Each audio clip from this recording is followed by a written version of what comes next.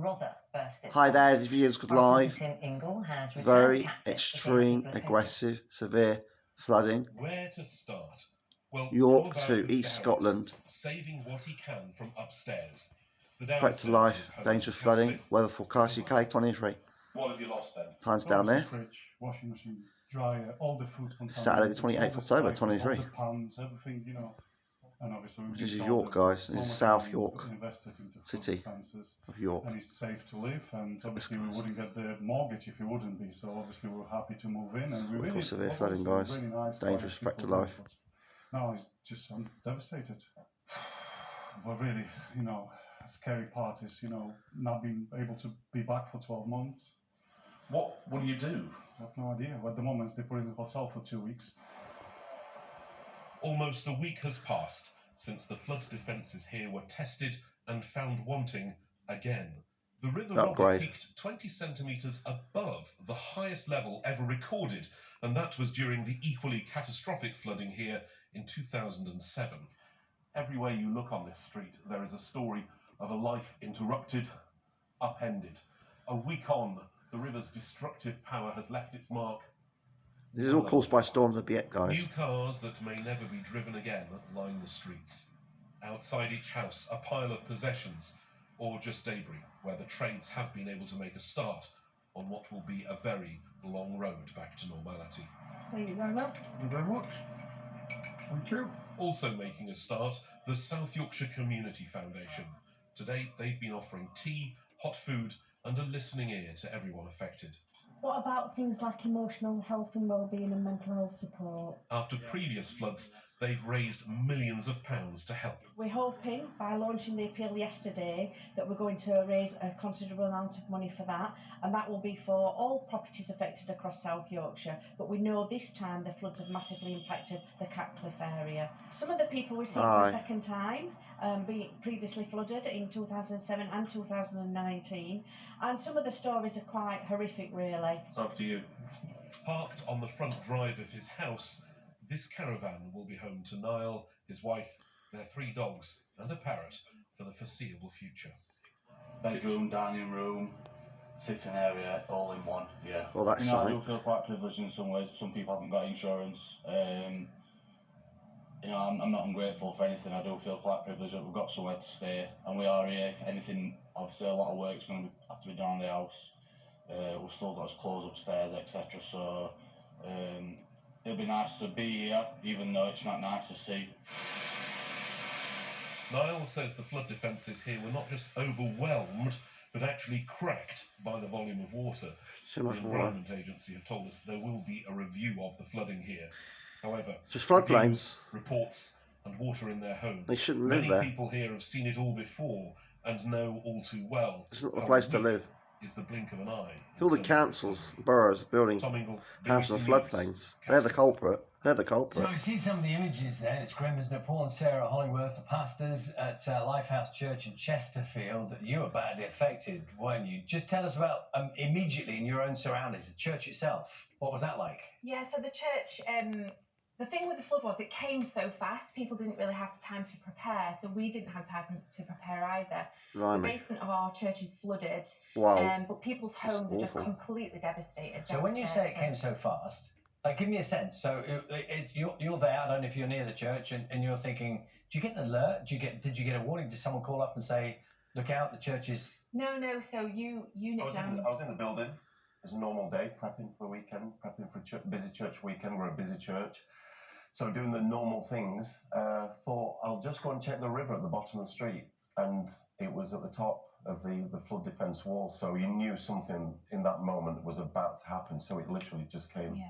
It just came quickly. And then within minutes, you're inundated. Yeah, the wall was breached. Shame on the Environment Agency. Shame on them. Come up the street. Literally. It also came down the main road as well, so it came from and the boroughs, 2 different and angles. the councils, and the government of England. You've been there since you were children in the area. Have you seen anything like this before? It flooded in 2007 actually, and the church helped in 2007 with the immediate streets, and so on Friday we just kind of went into action. We're not prepared for it, but we just thought, right, we need to help these people because people were coming in off the streets, they were wet through, they were freezing cold, and so we opened the church up and we just helped them just to take refuge. We got them, you know, dry clothes and blankets, made them tea and coffee and made them toast and just made them feel at home, really. We literally just adapted minute by minute, hour by hour, and that's how it's been for the last 7 days. Yeah. I think we can see people. Is this actually your church we're seeing now? Can you see these pictures here? Yeah. Where Wow. we're getting a sense of what you're doing. What good people. What was obvious that What people cool. were genuinely shocked by what's going on and frightened as well. That was the other thing, isn't it? Good And community then spirit, the guys. damage it's literally done to your home, to your street, to your community. Because that, I mean, to a degree, when the cameras go away, those are things you're left with. Yeah, definitely. And actually, Not very nice I think at a lot all. of my time this last week has been just sat talking to people, letting them cry and just process what's actually happened, because they're devastated. It's literally devastated. They've lost everything downstairs. So it's just, you know, it's been really hard. It's a huge part of. So a lot of people have said to us, "Why did you do what you did? Why have you been doing so busy?" It's been a long, long week this week, but we're a thriving church. There's lots of churches across the country that are busy, bustling. Churches alive in the country at present. But as a church, right at the heart of what we believe is obviously that we believe the gospel message. Jesus Christ came to the earth, and when Jesus was here, he got amongst people. That's the biggest message. He was with people. He was amongst people. So for us, it was just natural for us to be amongst the people. We wanted to be with the people. And as a community, what's Chesterfield like? You know, the community's been incredible over this last week. Just honestly, like the people that have donated cleaning products, because the main problem was people's houses are just, they're filled with mud. And so, sewage. yeah, it's disgusting, honestly. So people have just donated cleaning products. We've set up a whole cleaning station. We've given over probably around 300 buckets of cleaning products away. Like, we put packs together for people. We sent teams into homes to clean out homes. You know, there's just, the community really has come together. I think you said that your basement in the church is completely flooded, or was. Yeah. Has that, you know, a week on or whatever, what's that look like? We've tried to make some efforts to look at it, but our focus has been with the community. So you've just kind of gone that for another day. Not quite sure what that will look. We tried to treat a few things like the smell, but other than that, it's for another day. It's hard to look forward, isn't it, when you've lost everything in your home, your memories, you know, your soul almost. You know, it's the heart of you.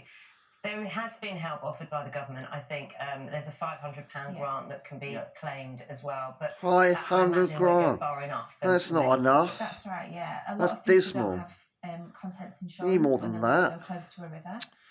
Shame on you, Richie Sunak. Shame on you. The page has been incredible. We're already at about £60,000, but we know that is literally nothing when you look. It's dropping the water. It's nothing. Homes, £60,000, £100,000, not a lot of money. Yeah, as you were saying before, and we have spoken to a few people who didn't have insurance. Yeah. And you know, you can say as much as like the material things don't matter, but when everything you've got is done for, and you're starting from scratch to kind of, to even once you've got your place cleaned up, to just put basics in there. Yeah. We were down on the street on Saturday evening. Yeah. We walked down with our family, our 2 kids, walked down to the street, and it's just a whole scene of devastation still. There's furniture outside. We'd provided some skips for the streets so they could put some things in there. But we walked down and we just looked in one of the cabinets there, and you just pull the drawer open.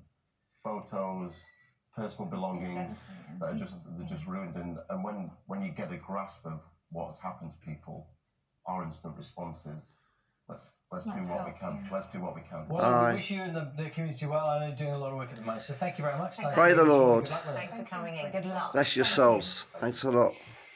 You're doing. We'll have much more with the sport and weather, of course. All important weather coming up. So I hope you like the video. Please subscribe to my channel on Simon J. Evans. Of course, we always quite a spot the needs of their money. Outweigh the needs of this year. This is my friend's Barking Jimbo every Friday at 3 to 5 p.m. analog on ITF Friday feed, Surrey Hills Races Show. In digital, that's 50, 70 AM. And this is my friend John on Lara Show every Sunday at 9 to 12 p.m. live on Lara Show on the Woking Races Show every Sunday. And this is my friend Shane for the years every 2 weeks on the Surrey Hills Races Show in the afternoon, 2 to 3 p.m. analog. Digital, that's 1400 to 1500. Shane for the years race station show every 2 weeks on a Monday afternoon. I hope that's video. Please subscribe to my show on Sunday Jones, and of course be with you always because what the needs of the many outweigh the needs of much video. Please subscribe to on Sunday Jones. My bad. Bye.